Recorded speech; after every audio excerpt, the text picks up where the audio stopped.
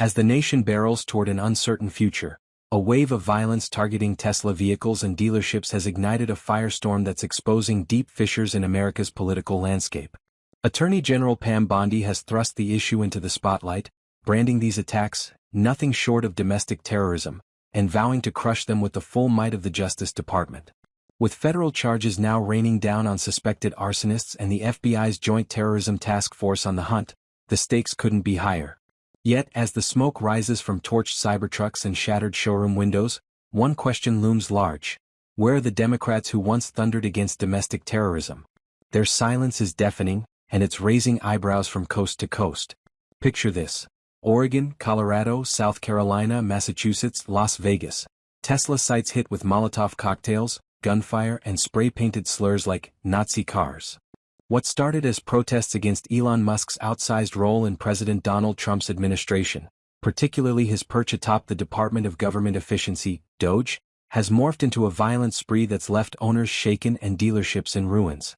In Las Vegas, 5 Teslas went up in flames Tuesday, bullets pocking the repair center's walls in what police call a targeted attack. In New York, Avi Ben-Hamo, a Jewish Tesla owner, found a swastika carved into his Cybertruck, prompting calls for hate crime charges. Across the country, videos flood social media. Hoodlums spitting on hoods, keying paint, torching charging stations.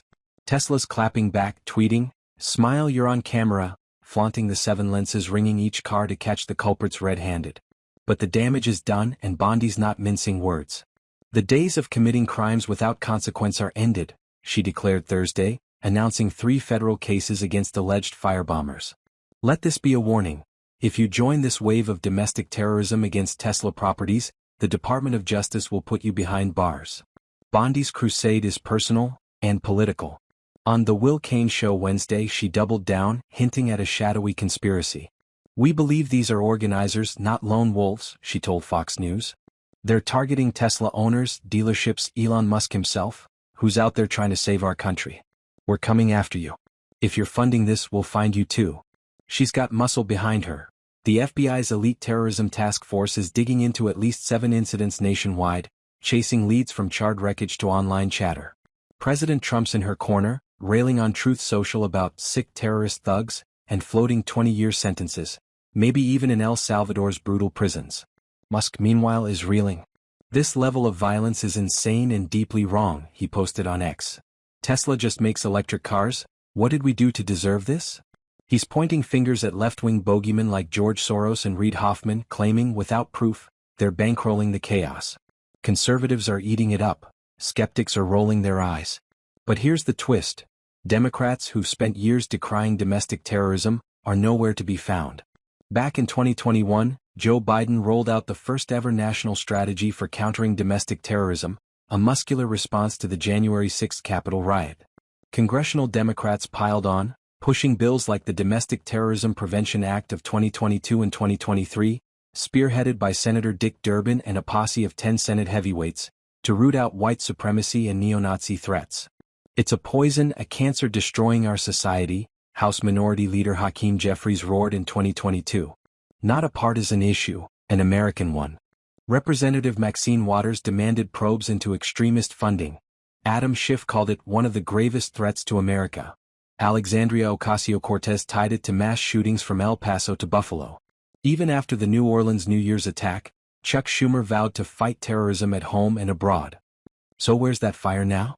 Fox News Digital pinged 13 Democrats who championed those laws, asking if they'd back Bondi's domestic terrorism tag on the Tesla attacks. Crickets. Not one replied. The lone exception? Representative Ro Khanna, who broke ranks last week on X. Zero tolerance for acts of vandalism against Tesla. Spraying Nazi cars or lighting fires is wrong. Period. All Democrats should condemn it. White House Press Secretary Caroline Leavitt pounced Wednesday, taunting the party's flip-flop. "Democrats loved Tesla until Musk backed Trump," she sneered. "Now they won't condemn this heinous violence. The Attorney General's calling it domestic terrorism. Where are they?" It's a glaring shift. Durbin once said he'd condemn all violence regardless of ideology. Jeffries framed it as a national crisis. Waters, Schiff, Jayapal, all vocal when it suited them, now mute as Tesla burns. Jimmy Kimmel didn't help, smirking on air Tuesday, "Please don't vandalize Tesla vehicles. pausing for laughs as conservatives fumed and Musk snapped back, "He's such an unfunny jerk." What's behind the silence? Some speculate Democrats are loath to defend Musk, Trump's billionaire buddy, whose Doge gig-slashing federal bloat has made him a progressive punching bag. Others see a tactical dodge. Why wade into a culture war quagmire when the base is already sour on Tesla's MAGA glow-up? Musk's own rhetoric doesn't help, stoking conspiracies about Soros and Hoffman that echo right-wing fever dreams. But the numbers don't lie. 10 Tesla hotspots hit this year, from smashed windows in Massachusetts to arson in Oregon. Anti-Musk hackers even leaked an interactive map of Tesla owners' personal info. Names, addresses, emails, amping up the menace. Bondi's team smells coordination, and former FBI field boss Chris Swecker warns it could get uglier. "This is escalating fast," he told Fox. "If it's organized, we're just seeing the tip." Flashback to Biden's 2021 strategy. Domestic terrorism was the boogeyman, a major national security threat, tied to January 6 and white supremacist cells. Democrats rallied, passing laws to boost surveillance, crack funding networks and jail extremists. Decisive action, Durbin called it. Yet today, as Tesla drivers dodge bullets and dealers sweep up glass, that urgency's vanished. Hypocrisy, cry conservatives. Musk's a Trump ally, so the rules don't apply. Principle, counter liberals. Vandalism's bad, but domestic terrorism is a stretch, and they won't dance to Bondi's tune. Caught in the middle are owners like Ben Hamo pleading for hate crime probes, and workers at gutted dealerships, wondering who's next. So where's this headed? Bondi's not bluffing. 3 Molotov-tossing suspects face 5 to 20 years, with more arrests looming. The FBI's got cyber sleuths tracing that owner map, and Trump's itching to flex executive muscle. Musk's beefing up security, but he's rattled, venting about deranged attacks and shocked at Democrats' hatred. If the violence spikes, say a driver hurt or a dealership bombed, the pressure on Democrats to speak could crack their wall of silence. Or they'll dig in, betting the Tesla taint outweighs the optics. Either way, this isn't just about cars.